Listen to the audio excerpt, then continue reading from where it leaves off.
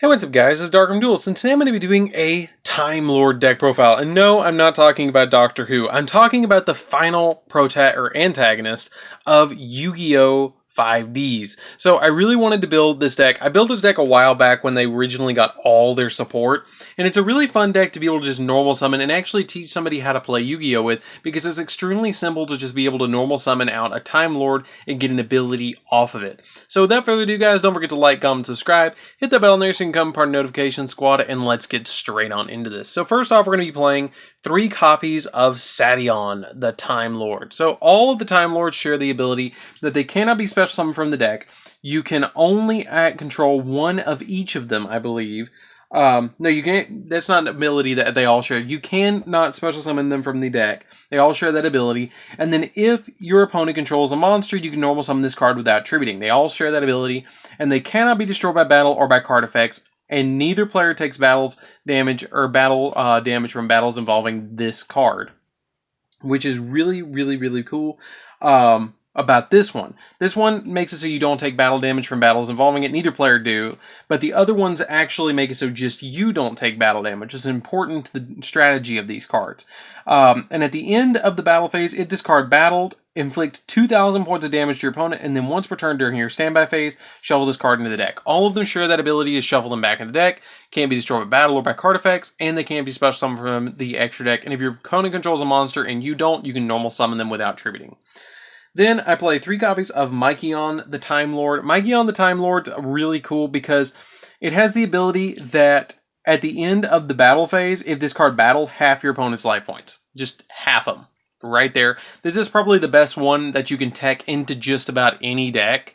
And just summon this and attack your opponent half their life points and just look at them like, whoops, I didn't mean to do that. It's a really good effect to be able to just do that and be able to half your opponent's life points and combo it off with other ones to be able to stop your opponent and just OTK your opponent. 2 copies of Zafion, the Timelord. This one hits more of the back row ones. At the end of the battle phase, if this card battled, shuffle all spells and traps your opponent controls into the deck. And if this card is sent from the field to the graveyard, you get to draw a card.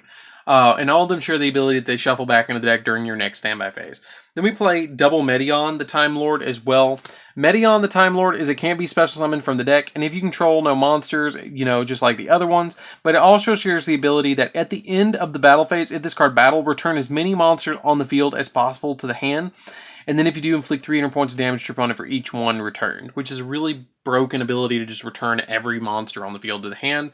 It resets the game on the field, which is really good. And then I play 2 copies of Lazion, the Timelord. We're kind of playing a good balance of the Timelords, which is good. They play a lot of burn damage, which is the, focal point of the deck. At the end of the battle phase, if this card battled, shuffle all cards your opponent can graveyard into the deck, and then once per turn, if your opponent draws the cards, inflict damage to your opponent, inflict 1,000 points of damage to your opponent, which is really good because they're going to draw during their draw phase. Then we play 2 copies of Raffion, the Timelord. Raffion, the Timelord, if this card battles, inflict damage to your opponent equal to the attack of 1 monster your opponent controls that battled this card. So you can just attack with this card and then inflict damage to your opponent. 3,000, 4,000, 1,000, whatever the monster that battled it had, they lose his life points, which is really good. Then we play, for the final 3 monsters, we play 3 copies of Time Maiden. Time Maiden is really good in the deck because if you control no monsters, you can special summon this card from your hand, and this card can be treated as 2 tributes for the tribute summon of a Time Lord monster.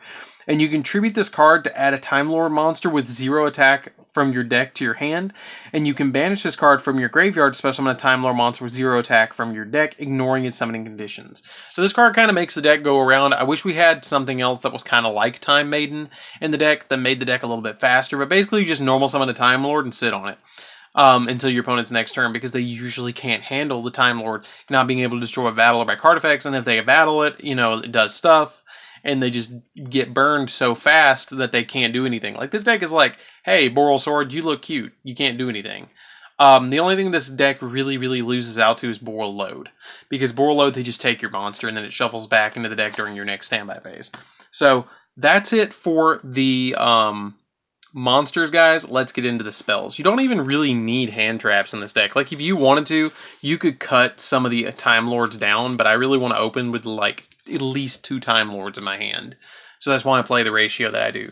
So for the spells, we're going to be playing 1 copy of 1 for 1, so we can special summon Time Maiden as quickly as possible. Monster Reborn, because you can bring back your Time Lords that are actually sent to the graveyard for reasons, and Time Maiden. Foolish Burial to send Time Maiden to the graveyard so we can get it back, or banish it to special summon 1. 3 copies of Pot of Duality. Pot of Duality is really good in the deck because Pot of Duality's ability to let us reveal 3 and add 1 is really good, and you're not really that concerned about special summoning in this deck, so you have that option. If you want to play Pot of Extravagance, you can play Pot of Extravagance as well, or change it out for Pot of Extravagance because you're not really focused around the extra deck at all. But I like the budget variant of Pot of Duality. 3 copies of Card Advance. Card Advance is good too because you tribute a level 8 or higher monster you control to draw 2 cards. This card's really easy to resolve, especially if you have multiple Time Lords on the field and you're not really concerned about it. You just activate Advance Draw and then draw 2 by tributing a Time Lord, essentially. Celestial Transformation lets us special summon a Time Lord monster from our hand. That in half its attack, but half of 0 is still 0, so it doesn't matter, and destroyed during the end phase. So if you do something like Celestial Transformation, attack your opponent, and then activate the Time Lord's effect, and then activate Advance Draw, these two combo really well together. And then 3 copies of Call by the Grave, because Call by the Grave is really good to stop our opponent from hand trapping us, which we really, just normal summon something, and it's like one of those, what are you going to do kind of effects. What are you going to hit? And so it's really hard for your opponent to play against this. That's part of the game with this deck, is it's really hard for your opponent to play against this deck to begin with. Because they're like, okay, if I can get rid of... They use up so many resources to get past the first Time Lord that it's hard to deal with the second one that's coming next turn. And plus, when you summon out Sadeon and it has 4,000, it's one of those, oh god, what do I do now? So it's really easy to overwhelm your opponent. The only drawback is if you can't get them by the 3rd or 4th normal summon, which you usually will, they're probably going to win. So that's it for the spells. Let's get into the traps, guys. So we do play a couple of traps in the deck. This deck is extremely simple, by the way. I'm thinking about adding Wave Motion Cannon into it just to kind of make it more of a burn deck, though. 3 copies of Torrential Tribute. Torrential Tribute is essentially here because they can't be destroyed by card effects. And you flip this on your opponent, and your opponent goes, wait, what? And it destroys all their monsters because you control a Time Lord, and you flip this when they start summoning all their monsters, and it catches them off guard, and it's like, wait a minute, what? 3 copies of Empty Machine. Empty Machine is actually really busted in the deck. The first time a face-up card on the field would be destroyed by your opponent's card effect, it is not destroyed, and then once per turn, you can activate one of these effects. Either discard a level 10 monster to draw a card, or if this card is the only card in your spell and trap card zone, target 1 Time Lord monster in your grave, shuffle it into the deck, then you can set an Infinite Machine from your deck, directly from your hand or deck. So we play 1 Infinite Machine because you're going to search it with your Empty Machine, and you don't want to break with it. You can activate this card by sending an Empty Machine from your spell and trap card zone to the graveyard, and then once per turn, this face-up card cannot be destroyed by opponent's card effects, and then once per turn, you can activate one of these effects. During your main phase, special summon a Time Lord monster from your hand, or target 1 Time Lord monster in your grave and shuffle it into the deck, and then you can set an Infinite Light directly from your deck. Infinite Light we play as a 1-of in the deck. Infinite Light is activate this card by sending an Infinite Machine from your spell and trap card zone to the grave, and then this card cannot be destroyed by your opponent's card effects. Neither player can target Time Lord monsters you control with card effects, or return Time Lord monsters from the field to the deck. Basically, you activate this, you win. And then once per turn, if you control no monsters, you can special summon up to 1 Time Lord from each your hand, deck, and grave with different names, ignoring their summoning conditions.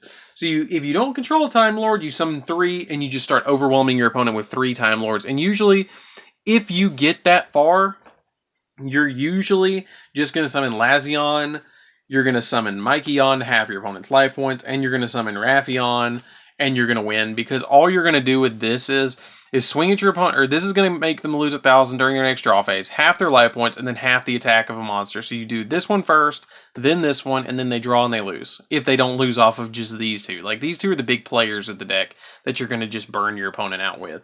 So that's it for the main deck, guys. Let's get into the extra deck that is kind of a suggestion. You don't really have to have it, but it's here if you need it. So I played Double Juggernaut Libby because you can make it really easy with the trains. Two Super Dora, because Super Dora is here. You can make Juggernaut Libby extremely easily in this deck, because you get 2 Time Lords on the field. You can go into any of the trains and OTK your opponent. Rail Cannon Super Dora is really good in this deck, and it's really easy to actually summon Super Dora. Like, it really is like the one that you go for, or Gustav Max. Because what you do is if you activate Celestial Transformation and have any Time Lord in your hand, this is a free rank 10. And it's just one of those, okay, I'm going to win now because I have Juggernaut Libby and I'm going to OTK you with Juggernaut Libby. Super Rail Cannon Gustav Max, because it burns your opponent for 2,000. Then you go for Juggernaut Libby and swing for 6,000 multiple times. And then I play the Spider Engine, which is 7 Deadly Sins, which you rank up on top of Pain Gainer. Pain Gainer is really busted, and people don't ever read this card, and so it's really good. You rank it up on top of a level 10 Dark XYZ monster, or a level 8 or 9 or 10 Dark XYZ monster. And then this card's defense is equal to the combined ranks of all XYZ monsters you control times 200. And then while this card has XYZ materials, each time your opponent activates a spell or trap with 600, inflicts 600 points of damage to your opponent immediately after it resolves. And then once per turn, you can detach material from this card, destroy all face-up monsters your opponent controls with defense less than or equal to this card's. But the really good one that we play is number 38, Ravenous Tarantula. I play 2 of it. This card is busted, and people don't even realize it. Ravenous Tarantula is all monsters you control gain attack and defense equal to the difference between your opponent's life points and yours. Play Mykion, half their life points, summon this, 4,000. Thanks. And you just summon a 4K beat stick. And while this card has XYZ materials, each time your opponent special summons a monster, you inflict 600 points of damage to your opponent. Once per turn, you can detach material from this card, and then destroy all face-up monsters your opponent controls with less attack or equal to this card's. OTK him with a Spider. It happens. It's easy. Sometimes I don't even go into 7 Deadly Sins. Sometimes I make Ravenous Tarantula, and I just am like, okay, I win. Mikey on half, go into this main phase 2, pass, what you gonna do? Every time you special summon, you lose 600. And they're like, wait, what? I thought only Red MD did, or Red Eyes Darkness Metal, or Red Eyes Flare Metal Dragon did that. I'm like, no, this does it too. Boral Sword, because it's an OTK maker, you never summon this, but it's there if you need to. Nightmare Unicorn, kind of the same thing. You kind of have the option if you need it. Phoenix and Unicorn, because you sometimes need to pop spells and traps. And Alamirage, because you can summon it off of literally anything in the deck. You can normal summon a Time Lord, except for Sadeon. You can normal summon any of them, and then go into Alamirage, if you want to. So, that's it for the deck, guys. I hope you enjoyed this one. It's super fun to play around with. I highly recommend you guys give it a try. You really only need a single Juggernaut Libby. I just play 2 because of extra deck space. You can throw in another Link monster if you want to, but Juggernaut Libby is a good, solid OTK maker of the deck. So anyways, guys, that's it for the deck. I hope you enjoyed this one. It's a super fun deck. The main deck is super cheap. The extra deck, not so much with the Rail Cannon Juggernaut Libby. I think Juggernaut Libby's like 10 to 15 at the moment. I haven't looked at it in a while. They might be 20 now. I don't know. But anyways, guys, this is DarkArmedDuelist. Don't forget to like, comment, subscribe. Hit that bell in there so you can become part of the notification squad. And I'll see you guys in the next video. See you around, guys.